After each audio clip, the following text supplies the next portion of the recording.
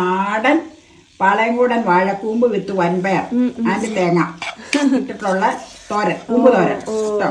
നാടൻ വൻപയർ വിശേഷമായിട്ട് ഇട്ടിട്ടുണ്ട്, കൂടുതൽ ഇട്ടിട്ടുണ്ട്.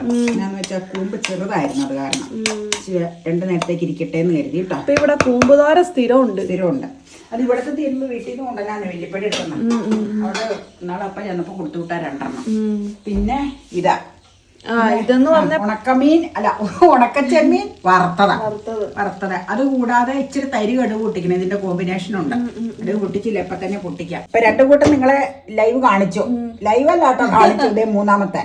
ഇന്നലെ വേവിച്ച് വെച്ചിരുന്ന തേങ്ങാപ്പാല് ചേർത്ത് മാങ്ങ ഇട്ട് വെച്ച് വെളുത്തി ആവൂലി മപ്പാസ്. പറഞ്ഞ് ഞങ്ങൾ വെളുത്തി ആവോലി മേടിച്ചിരിക്കുകയാണ്. കുറുകി കഴിയുമ്പോഴാണ് അതിന് രുചി വരുന്നത്. ശരിക്കും കഷ്ണത്തായിട്ട് പിടിച്ചിട്ടുണ്ട് കേട്ടോ. വെച്ച ഉടനെ നമുക്ക് ഏത് കറിയാണെങ്കിലും, പ്രത്യേകിച്ച് മീൻകറി ഒരു ടേസ്റ്റ് പിടിക്കില്ല. പക്ഷെ കുറവായിരിക്കും.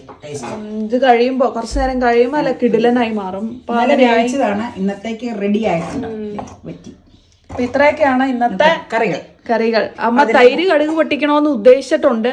പക്ഷെ അത് എത്രത്തോളം വർക്കൗട്ട് ആവും അറിയില്ല. വർക്കൗട്ട് ആവൂല, കാരണം പോവാനുണ്ട്. അതാ 12:15 ഉണ്ണണം. എന്നാലേ 12:45 ഇറങ്ങുള്ളൂ.